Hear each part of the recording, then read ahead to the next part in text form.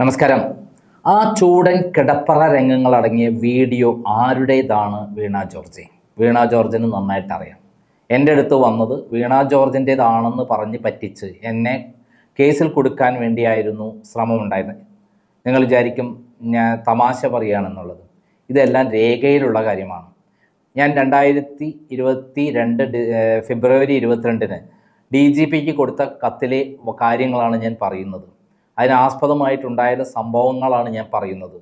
വീണ George എന്ന fraud, വീണ George എന്ന തട്ടിപ്പുകാരി, വീണ George എന്ന അധമയായ ആരോഗ്യമന്ത്രി, ആരോഗ്യ വകുപ്പിനെ കുത്തഴിഞ്ഞതാക്കി ഇല്ലാതാക്കിയ വീണ ജോർജ് എന്നെ കള്ളക്കേസിൽ കൊടുക്കാൻ വേണ്ടി ഉണ്ടാക്കിയ ഒരു ഫാബ്രിക്കേറ്റഡ് ആയ ആ വീഡിയോ അല്ലെങ്കിൽ ഒറിജിനലാണോ എന്ന് എനിക്കറിയില്ല. എനിക്ക് തന്നിരിക്കുന്ന ആൾ പറഞ്ഞത് വീണ ജോർജിൻ്റെ ചൂടൻ കിടപ്പറങ്ങലിങ്ങനെ വീഡിയോ എന്നാണ്. ഞാൻ ആ പരാതിയിൽ പറയുന്ന കാര്യം, ആ പരാതിയാണ് ഞാൻ കാണിക്കുന്നത്. DGP അയച്ച പരാതിയാണ് കാണിക്കുന്നത്. അതായത് എന്നെ 2021 ഡിസംബർ 1 അറസ്റ്റ് ചെയ്യുകയാണ്. ആ അറസ്റ്റ് ചെയ്ത കാര്യത്തിന് പറയുന്ന കാര്യം ഞാൻ വീണ ജോർജിനെ കുറിച്ച് അപകീർത്തികരമായ വാർത്ത പ്രസിദ്ധീകരിച്ചു എന്നാണ്. ഇതിനെ സംബന്ധിച്ച് 2022 ഡിസംബർ 1 ഉച്ചയ്ക്ക് എൻ്റെ ഓഫീസിൽ ഒരു കൂട്ടം പോലീസുകാർ വരുന്നു. സൈബർ ക്രൈം പോലീസ്, കൊച്ചി സിറ്റിയിലെ പോലീസുകാർ എന്ന് പറഞ്ഞാൽ കുറച്ച് ആളുകൾ വരുന്നു. രഞ്ജിത്ത് വിശ്വനാഥനായിരുന്നു അവിടുത്തെ SHO. അദ്ദേഹം പറയുന്നു അടിയന്തരമായിട്ട് ഇവിടെ വരെ പോകണം, ഇവിടെ സൈബർ ക്രൈം പോലീസിൽ വരെ പോകണം, ഒരു കേസ് ഉണ്ടെന്ന് പറയുകയാണ്. ഞാൻ പറഞ്ഞു എന്താണ് കേസ്? അത് വീണ ജോർജ് കൊടുത്ത പരാതിയുടെ കേസാണെന്ന് പറയുന്നു. അങ്ങനെ എന്നെയും കൊണ്ടുപോകുന്നു. ഊണ് കഴിക്കാൻ പോലും സമ്മതിക്കാതെയാണ് കൊണ്ടുപോയത്. അവിടെ എത്തിയപ്പോൾ സൈബർ ക്രൈം കൊച്ചി സിറ്റി പോയപ്പോൾ ഞാൻ പറഞ്ഞു എനിക്ക് ആദ്യം ഊണ് മേടിച്ചത്, എന്നിട്ട് ഭക്ഷണം കഴിച്ചിട്ട് മതി ബാക്കി പരിപാടി എന്ന് പറഞ്ഞപ്പോൾ അദ്ദേഹം ഭക്ഷണം മേടിച്ചു. അതിനുശേഷം ഞാൻ പറഞ്ഞു എന്താ പരാതി എന്നെ കാണിക്കുന്നു പറഞ്ഞപ്പോഴാണ് അതിൽ അഡ്വക്കേറ്റ് സജീവൻ വീണ ജോർജിൻ്റെ സെക്രട്ടറി, എൻ്റെ ഭൂലോക തട്ടിപ്പുകാരനാണ്, അയാൾ അഴിമതിയുടെ ഒന്നാമത്തെ ആളാണെന്നുള്ള തെളിവ് എൻ്റെ അടുത്തുണ്ട്, ഞാൻ പബ്ലിഷ് ചെയ്തിട്ടുണ്ട്. അദ്ദേഹം കൊടുത്ത ഒരു പരാതിയാണ് 2022 നവംബർ 30 4 മണിക്ക് കൊടുത്ത പരാതി. രാത്രി 2021 നവംബർ 30 രാത്രി 10:32 ഈ സൈബർ ക്രൈം പോലീസിൽ എത്തുന്നത്. അപ്പം ആ അതിനാസ്പദമായ പരാതിയാണ്. ഈ പരാതിയല്ല പറയുന്ന കാര്യം, അപകീർത്തികരമായ വാർത്ത പ്രസിദ്ധീകരിച്ചത് കൊണ്ട് എനിക്കെതിരെ നിയമ നടപടി സ്വീകരിക്കുന്നത് മാത്രമാണ് ഞാൻ പറഞ്ഞിരിക്കുന്നത്. അതായത് അപകീർത്തികരമായ വാർത്ത പ്രസിദ്ധീകരിച്ചാൽ എനിക്കെതിരെ കേസെടുക്കാൻ പറ്റില്ല.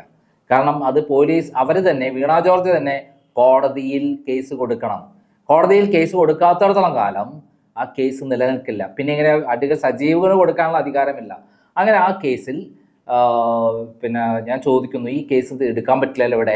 അപ്പം അദ്ദേഹം പറയുകയാണ്, എൻ്റെ അടുത്ത് പറയുകയാണ് ഞാൻ നിസ്സഹായനാണ്, മുകളിൽ നിന്നുള്ള നിർദ്ദേശപ്രകാരം എടുത്ത കേസാണ്, ഇനിയിപ്പോൾ കോടതിയിൽ ഞാൻ വേഗം ഹാജരാക്കാം എന്നാണ് എന്നോട് പറഞ്ഞത്. അപ്പം മുതലാണ് ഞാൻ ഇതിൻ്റെ കള്ളക്കളികൾ മനസ്സിലാവുന്നത്. കള്ളക്കളികൾ എൻ്റെ മുൻപിൽ അതിന് മുമ്പുണ്ടായിരുന്നു. അപ്പോൾ അദ്ദേഹം ചോദിച്ചു ഈ വീഡിയോയിൽ അദ്ദേഹം പോലും, ഈ രഞ്ജിത്ത് വിശ്വനാഥൻ പോലും ഞാൻ പബ്ലിഷ് ചെയ്ത വീഡിയോയിൽ ഒരു സെക്സ് വീഡിയോ പബ്ലിഷ് ചെയ്തിട്ടുണ്ടെന്നാണ് അദ്ദേഹം കരുതിയിരിക്കുന്നത്. അത് വീണ ജോർജിൻ്റെ ഒരു സെക്സ് വീഡിയോ എന്നുള്ള തെറ്റിദ്ധരിച്ചിട്ടാണ് അദ്ദേഹം IT Act 67 കൂട്ടിച്ചേർത്തിരിക്കുന്നത്. IT Act 67 എന്ന് പറഞ്ഞാൽ എന്താ അറിയോ? അശ്ലീല വീഡിയോ, ഒരാളെ പറ്റി അശ്ലീലപരമായിട്ടുള്ള വീഡിയോയോ അല്ലെങ്കിൽ അതുപോലുള്ള സെക്ഷൽ എക്സ്പ്ലിസിറ്റ് ആയ സാധനങ്ങൾ പ്രചരിപ്പിക്കുന്നതിനാണ് ആ കേസ്. അപ്പം ഞാൻ പറഞ്ഞു ഇതിൻ്റെ അത് സെക്ഷൽ എക്സ്പ്ലിസിറ്റ് ആയ വീഡിയോ ഒന്നും ഇല്ലല്ലോ. ഇല്ലേന്ന് ചോദിച്ചു. അപ്പോൾ താങ്കൾ ഈ വീഡിയോ ഒന്നും കാണാതെയാണോ കേസ് എടുത്തത്? അപ്പം എന്നോട് പറഞ്ഞു. അപ്പോഴാണ് എന്നോട് അവിടെ പോലീസുകാരൻ പറഞ്ഞത് ഈ പരാതി വരുന്നതിന് മുമ്പ് തന്നെ എനിക്കെതിരെ FIR ഇട്ടിട്ടുണ്ട്. തിരുവനന്തപുരത്ത് നിന്ന് മുഖ്യമന്ത്രിയുടെ ഓഫീസിൽ നിന്ന് വിളിച്ചു പറഞ്ഞ് നിർദ്ദേശം കൊടുത്ത് അവിടുന്ന് അയച്ച പ്രകാരമുള്ള നിർദ്ദേശപ്രകാരമാണ് വകുപ്പുകളൊക്കെ ചേർത്തിയത്. IT Act 67 എന്ന് പറഞ്ഞാൽ 5 വർഷം തടവ് ശിക്ഷയും 1 ലക്ഷം രൂപ 5 ലക്ഷം വരെ ഇതും പെനാൽറ്റിയും വിധിക്കുന്ന ഒരു കാര്യമാണ്. ഒരാളെ കുറിച്ചിട്ട് ഇല്ലാത്ത കാര്യങ്ങൾ, അശ്ലീലപരമായ കാര്യങ്ങൾ പറയുകയോ മോശമായി അവരെ പ്രചരിപ്പിക്കുകയോ ചെയ്യുന്നതിനാണ് സെക്ഷൽ എക്സ്പ്ലിസിറ്റായി വീഡിയോ ഉണ്ടാകുമ്പോഴാണ് അത് ഉണ്ടാകുന്നത്. അപ്പോഴാണ് ഞാൻ ഓർത്തത് എന്നെ പ്ലാൻ ചെയ്ത് കൊടുക്കാൻ വേണ്ടി നടന്ന നാടകങ്ങൾ. അതായത് ഈ കേസിന് മുമ്പായിട്ട് തന്നെ 2021 നവംബർ 20 21 ആ ദിവസങ്ങളിൽ എന്നെ ഒരാൾ പല നമ്പറുകളിൽ നിന്ന് വിളിക്കുകയാണ്. വിളിച്ചിട്ട് എനിക്ക് തോന്നുന്നത് എൻ്റെ ഓർമ്മയിൽ ഈ നെറ്റ് കോൾ വഴിയാണ് എന്നെ വിളിക്കുന്നത്. വിളിച്ചിട്ട് അവർ വീണ ജോർജിനെ കുറിച്ച് അതീവ രഹസ്യമാണെങ്കിൽ ചൂടൻ കിടപ്പറ രംഗങ്ങളടങ്ങിയ ഒരു വീഡിയോ ഉണ്ട്, നിങ്ങളെ എത്തിക്കാം, കാരണം അത് വളരെ ഒരാൾ എനിക്ക് തന്നതാണ് എത്തിക്കാൻ വേണ്ടിയിട്ട്, അതുകൊണ്ട് അടിയന്തരമായി ഒന്ന് നേരിട്ട് കാണുന്നു പറഞ്ഞിട്ട് എറണാകുളത്ത് എവിടെയാണ് എന്നൊക്കെ ചോദിച്ചപ്പോൾ ഞാൻ അയാളെ ഇത്തരത്തിലുള്ള സെക്ഷൽ എക്സ്പ്ലിസിറ്റായി വീഡിയോ പ്രസിദ്ധീകരിച്ചാൽ ഞാൻ കൊടുക്കുമെന്ന് എനിക്കറിയാം. അതുകൊണ്ട് തന്നെ ഞാൻ പറഞ്ഞു ഇനി ഞാൻ അദ്ദേഹത്തെ നിരുത്സാഹപ്പെടുത്തി. ഞാൻ അത്രയും വീഡിയോകളൊന്നും കളക്ട് ചെയ്യാറില്ല എന്ന് പറഞ്ഞ ദിവസം ഞാൻ അറിയാത്ത ഒരാളെടുത്ത് ഇത്രയും കാര്യങ്ങൾ കളക്ട് ചെയ്യൂല, എന്നെ കൊടുക്കാനാണെന്നറിയാം. വീണ്ടും വീണ്ടും വിളിക്കുകയും ഞാൻ അടുത്ത ദിവസം ഒരു ദിവസം ഞാൻ ഓഫീസിൽ നിന്ന് എറണാകുളം കലൂരിലെ എൻ്റെ ഓഫീസിൽ നിന്ന് ഫ്രീഡം റോഡിലുള്ള ശ്രീനഗർ സ്ട്രീറ്റിലെ എൻ്റെ ഓഫീസിൽ നിന്ന് ഞാൻ പുറത്തിറങ്ങി കുറച്ച് മുന്നോട്ട് പോയി റൈറ്റിലേക്ക് തിരിഞ്ഞപ്പോൾ തന്നെ ഒരു ഒഴിഞ്ഞ പറമ്പുണ്ട് അവിടെ. അതിൻ്റെ അടുത്ത് ബൈക്ക് നിർത്തി, അല്ല അത് ഞാൻ ഇങ്ങോട്ട് ഇറങ്ങിയപ്പോൾ തന്നെ എനിക്കൊരു കോൾ വരികയാണെന്ന് പറഞ്ഞപ്പോൾ എൻ്റെ ഓഫീസ് തേടി ഞാൻ വരികയാണെന്നാണ് പറഞ്ഞത്. അപ്പോൾ ഞാൻ പറഞ്ഞു ഞാൻ പുറത്തേക്ക് ഇറങ്ങി കഴിഞ്ഞു, ഇനി അകത്തേക്ക് കയറുന്നില്ല, ഞാൻ എവിടെയാണ് നിൽക്കുന്നത് ചോദിച്ചപ്പോൾ ഇന്ന സ്ഥലത്താണ്. ഞാൻ അങ്ങോട്ട് ചെന്നു. അപ്പോൾ ഒരു ഒഴിഞ്ഞ പറമ്പുണ്ട് അവിടെ, ജസ്റ്റ് ബിഹൈൻഡ് മൈ ഓഫീസ് ആണ് ശരിക്കും. പക്ഷെ അടുത്ത ഇടവഴി കൂടെ വേണം അവിടെ എത്താൻ വേണ്ടിയിട്ട്, അടുത്ത കട്ട് റോഡിൽ കൂടെ വേണം എത്താൻ. ഞാൻ അവിടെ എത്തിയപ്പോൾ ഒരു ഇതിലുള്ള ഹെൽമെറ്റ് ധരിച്ച ഒരാൾ ഒരു ബൈക്കിൽ വന്ന് എൻ്റെ കാറിനോട് അടുപ്പിച്ച് നിർത്തി. എന്നിട്ട് അദ്ദേഹം എന്ത് ചെയ്തു, എൻ്റെ ഗ്ലാസ് ഞാൻ ഒന്ന് താഴ്ത്തുന്നു. അപ്പോൾ തന്നെ അദ്ദേഹം പറഞ്ഞു, ഇത് വീണ ജോർജിൻ്റെ ഹോട്ട് സെക്സായ ചുടൻ കിടപ്പറങ്ങൾ അടങ്ങിയ വീഡിയോ ആണെന്ന് എന്നോട് പറഞ്ഞ് പറ്റിക്കുകയാണ്. അപ്പം ഞാൻ പറഞ്ഞു എന്ന് പറയലും അത് എത്രയും വേഗം പ്രസിദ്ധീകരിക്കണം, ഇത് വലിയ ബോംബാണ്, കേരളം ആളി കത്തും എന്നൊക്കെ പറഞ്ഞപ്പോൾ ഒരു കവറിലാക്കിയ ഒരു പെൻഡ്രൈവ് എനിക്ക് തരികയാണ്. അയാൾ അതേ വേഗതയിൽ എൻ്റെ കാറിനോട് തൊട്ടടുത്ത് നിർത്തിയിരുന്ന ബൈക്കിൽ നിന്ന് അദ്ദേഹം അതേ വേഗതയിൽ മുന്നോട്ട് പോവുകയും ചെയ്തു. എനിക്കൊന്ന് അദ്ദേഹത്തിൻ്റെ നമ്പർ പോലും കളക്ട് ചെയ്യാനുള്ള അല്ലെങ്കിൽ സംസാരിക്കാനുള്ള അതേ വണ്ടിയുടെ നമ്പർ പോലും കളക്ട് ചെയ്യാനുള്ള വേഗത ഇല്ലാതെ അതേ വേഗത്തിൽ പോയി. അപ്പോൾ തന്നെ എനിക്ക് മനസ്സിലായി എന്തോ ഒരു ട്രാപ്പാണെന്ന് എനിക്ക് മനസ്സിലായി. എന്നെ ഇവിടെ വന്ന് വീണ ജോർജിൻ്റെ ചൂടൻ കിടപ്പറങ്ങളെ വീഡിയോ എന്നാണ് പറഞ്ഞത് ഒരാളെ വന്നിട്ട്. എനിക്ക് കേൾക്കുമ്പോൾ തന്നെ അറിയാലോ ഇങ്ങനെ ഒരു ട്രാപ്പാണ്. എനിക്ക് അതിന് മുമ്പേ തന്നെ ചില വിവരങ്ങൾ കിട്ടിയിരുന്നു.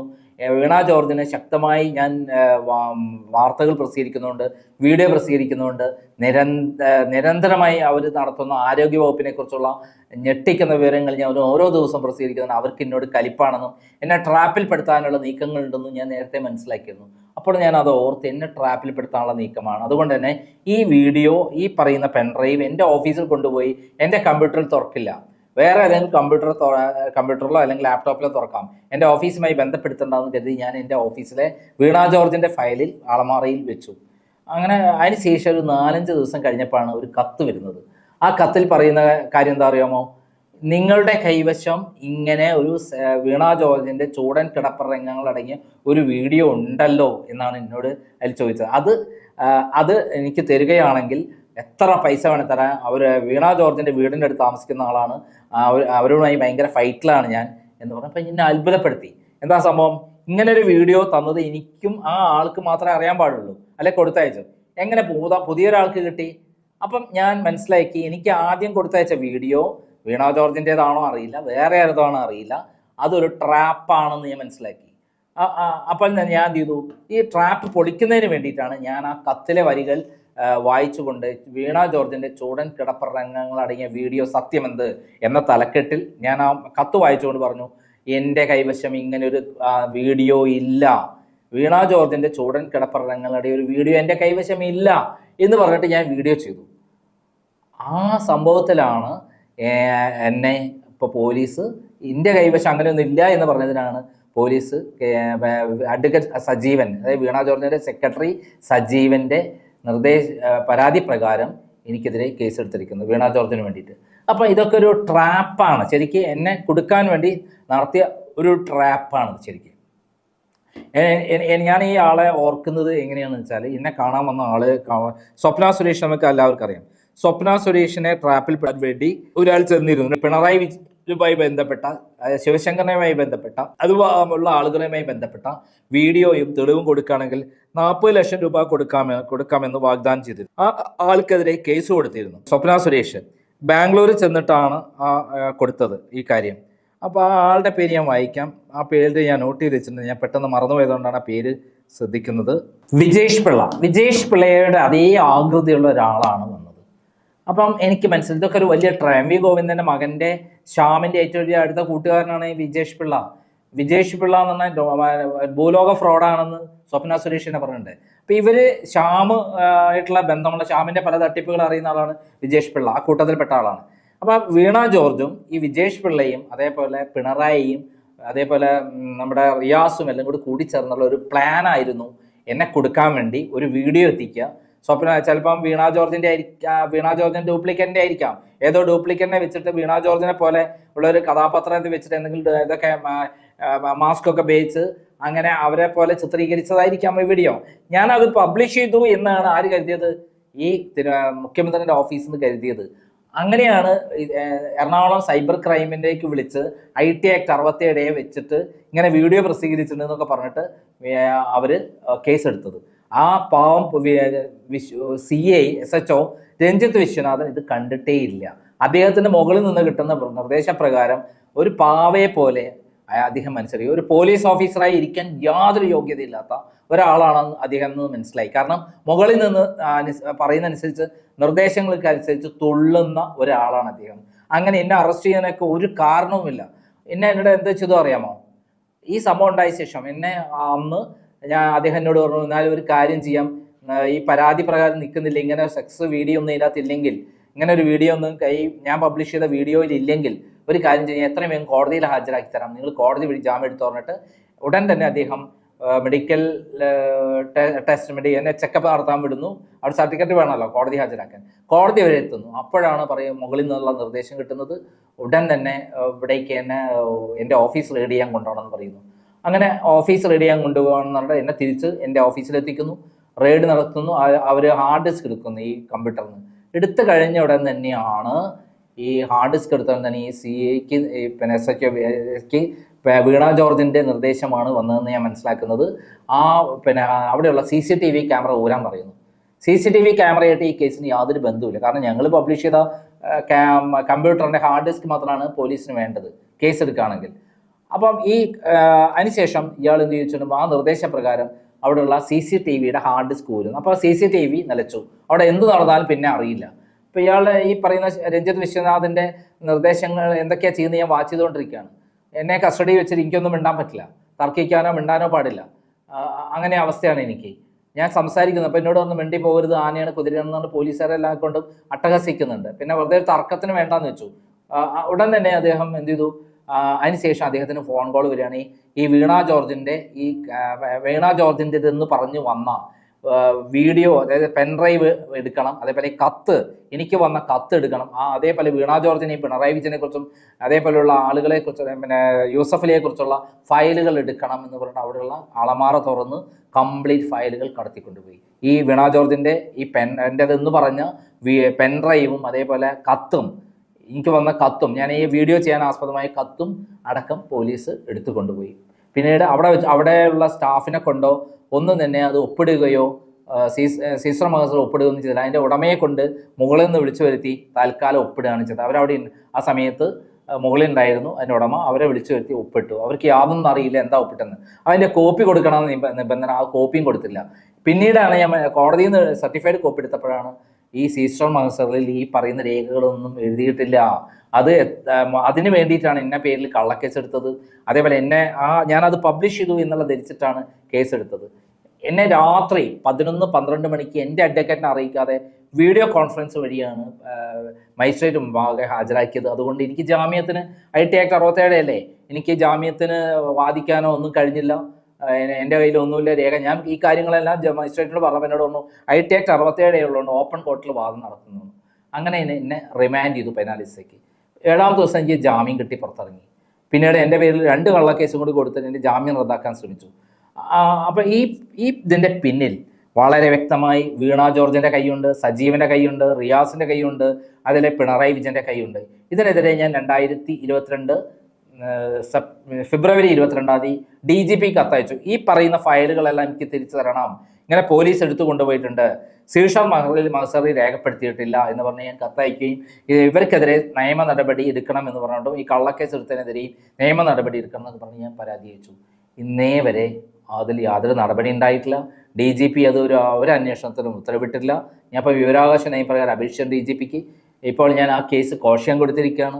ആ കേസ് ഒരു കാരണവശാലും നിൽക്കില്ല. കാരണം ഞാൻ പബ്ലിഷ് ചെയ്ത വീഡിയോയിൽ എൻ്റെ കൈവശം വീണ ജോർജിൻ്റെ യാതൊരു അശ്ലീല വീഡിയോയും ഇല്ല എന്നാണ് ഞാൻ പറഞ്ഞത്. ഉണ്ടെന്ന് ഞാൻ പറഞ്ഞിട്ടില്ല.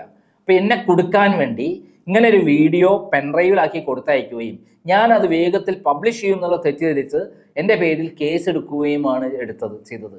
അപ്പോൾ എനിക്ക് ചോദിക്കാനുള്ളത്, ആരുടേതാണ് ആ വീഡിയോ വീണ ജോർജയാണ്. അതായത് ചൂടൻ കിടപ്പറ രംഗങ്ങളടങ്ങിയ വീഡിയോ ആരുടേതാണ്? വീണ ജോർജ്. നിങ്ങളറിയാതെ ഇങ്ങനത്തെ ഒരു വീഡിയോ ഉണ്ടാക്കി എനിക്ക് എത്തിക്കുകയില്ല. എന്നെ കൊടുക്കാൻ വേണ്ടിയിട്ടാണ് വീണ ജോർജ് ഇങ്ങനത്തെ ഒരു പ്ലാൻ ചെയ്തത്. അതിനുശേഷം എൻ്റെ ഓഫീസിൽ 3 സ്റ്റാഫിനെ കയറ്റി ഞാൻ SC/ST-കാരിയോട് മോശമായി സംസാരിച്ചു എന്ന് പറഞ്ഞിട്ട് എന്നെ കള്ളക്കേസിൽ കുടുക്കി അറസ്റ്റ് ചെയ്തൊക്കെയിട്ടുണ്ട്. 34 ദിവസം ജയിലിൽ കിടന്നിട്ട് അവസാനം ഹൈക്കോടതി തന്നെ പറഞ്ഞു എൻ്റെ പേരിൽ യാതൊരു തെളിവുമില്ല, ഈ പറയുന്നത് ഫാബ്രിക്കേറ്റ് ആയിട്ട് പരാതിയാണ് എന്ന് പറഞ്ഞിട്ട് എനിക്ക് ജാമ്യം തരികയുണ്ടായി. അതേപോലെ തന്നെ രജനി കൃഷ്ണ എന്ന് പറയുന്ന ഒരു ലേഡിയെ കൊണ്ട് പണം കൊടുത്ത് അവരുടെ മകളുടെ നഗ്ന വീഡിയോ എടുത്തു എന്ന് പറഞ്ഞിട്ട് എനിക്കെതിരെയും എൻ്റെ ഓഫീസ് സ്റ്റാഫിനെതിരെയും കള്ളപ്പരാതി കൊടുത്തു. പോക്സോ കേസ്, അതേപോലെ IT Act 67, അതേപോലെ SC/ST തുടങ്ങിയുള്ള വകുപ്പുകൾ പ്രകാരം കേസെടുത്തിരുന്നു. പക്ഷേ ആ പോലീസ് നല്ലൊരു ഓഫീസറായിരുന്നു. അയാൾ ഒരു വിട്ടുവീഴ്ചയും തയ്യാറായത് അന്വേഷിച്ചു. ഇത് അവർ തന്നെ, രജനി കൃഷ്ണ തന്നെ ഉണ്ടാക്കിയതാണെന്ന് കണ്ടെത്തുകയും റഫർ റിപ്പോർട്ട് കൊടുക്കുകയും ചെയ്തു. അതായത് എന്നെ കൊടുക്കാൻ വേണ്ടി പലതരത്തിലുള്ള അഭ്യാസങ്ങൾ കാണിച്ചിട്ടുണ്ട്. എൻ്റെ ഓഫീസിൽ അടുത്ത് മൊബൈൽ കൊണ്ടുവച്ച് അവിടെ എൻ്റെ ലൊക്കേഷനിൽ ആ ഫോൺ ഉണ്ടെന്ന് വരുത്തിച്ചിട്ട് അടക്കം എന്നെ കൊടുക്കാൻ ശ്രമിച്ചിട്ടുണ്ട്. എന്തെല്ലാം കാര്യങ്ങളാണ് അറിയാം എന്നെ കൊടുക്കാൻ വേണ്ടി ചെയ്തിട്ടുള്ളത്. അത്തരം കാര്യങ്ങളൊക്കെ വളരെ വിശദമായി പറയാം. ഇതിലൊക്കെ തന്നെ വീണ ജോർജിന്റെ കൈയുണ്ട്. പിണറായി വിജയനും അതേപോലെ റിയാസും എനിക്കെതിരെ നേരിട്ട് കേസ് കൊടുക്കാൻ പറ്റില്ല. ഇവർക്കെതിരെ ഏറ്റവും കൂടുതൽ വാർത്ത ചെയ്യുന്ന ഒരാളാണ്. അങ്ങനെ വാർത്ത ചെയ്യുന്ന എന്നെ കള്ളക്കേസിൽ കൊടുക്കാൻ വേണ്ടി വീണ ജോർജിനെയാണ് ഏൽപ്പിച്ചത്. ഞാൻ തിരിച്ച് വീണ ജോർജിനെ 1-ാം പ്രതിയാക്കി കേസ് ഫയൽ ചെയ്തതോടെ വീണ ജോർജ് ആ പരിപാടി നിർത്തി. കാരണം കള്ളക്കേസ് എടുത്തിട്ടൊന്നും എന്നെ കൊടുക്കാൻ പറ്റില്ല. മാത്രമല്ല, ഞാൻ ജയിൽ പോയാൽ തിരിച്ചു വന്നാൽ വീണ ജോർജിനെതിരെ കേസ് കൊടുക്കും, അല്ലെങ്കിൽ സജീവനെതിരെ കേസ് കൊടുക്കും എന്ന് കൃത്യമായി മനസ്സിലാക്കിയതോടെ വീണ ജോർജ് ആ പരിപാടിയിൽ നിന്ന് പോയി. ഇപ്പോൾ ഈ കേസ് വളരെ പ്രധാനപ്പെട്ട ഒരു കേസായി തിരിച്ചടിയായി വീണ ജോർജിന് മാറും എന്നുള്ള കാര്യം സംശയമില്ല. ഇപ്പോഴിതാ അവർ ചെയ്തു കൂട്ടിയ പാപകർമ്മങ്ങൾക്കെല്ലാം തിരിച്ചടി വന്നുകൊണ്ടേയിരിക്കുകയാണ്. കേരളത്തിലെ മൊത്തം ജനം, CPM-ലെ ആണെങ്കിൽ പോലും CPI-യിലാണെങ്കിൽ പോലും സ്വന്തം നാട്ടിലെ ആണെങ്കിൽ പോലും എല്ലാവരും വെറുത്ത ഒരു മന്ത്രിയാണ് വീണ ജോർജ് എന്ന് തെളിയിച്ചിരിക്കുന്നു. ഇത് ആദ്യം വിളിച്ചു പറഞ്ഞത് ഞാനാണ്. അതിന്റെ പേരിലാണ് എന്നെ കള്ളക്കേസിൽ കുടുക്കി അറസ്റ്റ് ചെയ്തതും ജയിലിൽ അടച്ചതുമെല്ലാം. എന്നെ കുടുക്കി ജയിലിൽ അടച്ചതെന്ന് മാത്രമേ ഉണ്ടായിട്ടുള്ളൂ. എന്നെ കൊടുക്കാൻ കഴിഞ്ഞില്ല. കാരണം ഞാൻ ഈ വീഡിയോ എൻ്റെ കമ്പ്യൂട്ടറിലോ അല്ലെങ്കിൽ അല്ലാതെയോ പബ്ലിഷ് ചെയ്യുകയോ ചെയ്തിരുന്നെങ്കിൽ തെറ്റിദ്ധരിച്ച് വീണ ജോർജിൻ്റെ തെറ്റിദ്ധരിച്ചിട്ട് ഞാൻ പബ്ലിഷ് ചെയ്യില്ല അങ്ങനത്തെ വീഡിയോ. എനിക്കറിയാം കേസ് കൊടുങ്ങുന്നുള്ളത്. IT Act 67 വളരെ ശക്തമാണ്. ഒരു ഒറിജിനൽ സാധനമാണ് പോലും ഞാൻ പബ്ലിഷ് ചെയ്യില്ല. അങ്ങനെ വിവരമുള്ള എന്നെ കൊടുക്കാൻ വേണ്ടി പ്ലാൻ ചെയ്ത പരിപാടിയായിരുന്നു എന്നുള്ള കാര്യത്തിൽ യാതൊരു സംശയമില്ല. ഇന്ന് അതിൻ്റെ ദുരന്ത ഫലങ്ങൾ അനുഭവിക്കണം. അവനവൻ ചെയ്യുന്ന കർമ്മങ്ങൾക്ക് അവനൻ തന്നെ അനുഭവിക്കണം. വീണ ജോർജ് സ്വന്തം പാർട്ടിയുടെ മാത്രമല്ല നാട്ടിലെ സകല ജനങ്ങളുടെയും പുഴുത്തു നാറിയ വിഴുപ്പ് ഭാണ്ഡമായി മാറിയിരിക്കുന്നു. ഈ മന്ത്രിയെ ഒരു നിമിഷം പോലും വെച്ചിരിക്കാൻ പാടില്ല എന്നുള്ള സ്ഥിതിയിലെത്തിയിരിക്കുന്നു. കാരണം മാഫിയ തലവന്റെ കഴുത്തിൽ തോളത്ത് കയറിയിരുന്ന് ഈ വിഴുപ്പ് ഭാണ്ഡം നാറിപ്പുഴുത്തിങ്ങനെ നാട് മുഴുവൻ വളരെ വൃത്തികെട്ട് ദുർഗന്ധം വമിച്ചുകൊണ്ടിരിക്കുകയാണ് ഇപ്പോൾ കേരളം മുഴുവൻ. അങ്ങനെയാണ് ആരോഗ്യമന്ത്രിയുടെ സ്ഥിതി. അതിനൊക്കെ കാരണം അവർ ചെയ്ത ദുഷ്കർമ്മങ്ങളാണ് എന്ന് പറയാനാണ് ഈ വീഡിയോ ചെയ്തിട്ടുള്ളത്. എന്തായാലും ആ വീഡിയോ ആരേതാണെന്ന് ആര് പറയണം? വീണ ജോർജ് പറയണം. വീണ ജോർജാണ് എനിക്കിവിടെ എത്തിച്ചെന്നത്. ഞാനത് ഉപയോഗിക്കാത്തത് കൊണ്ട്, തൊട്ട് നോക്കാത്തതുകൊണ്ട് ഞാൻ രക്ഷപ്പെട്ടു. തൊട്ട് നോക്കിയിരുന്നെങ്കിൽ ചിലപ്പോൾ എൻ്റെ കമ്പ്യൂട്ടറിലിട്ട് നോക്കിയിട്ട് ഞാൻ കുടുങ്ങിയിരുന്നേനെ. നന്ദി, നമസ്കാരം.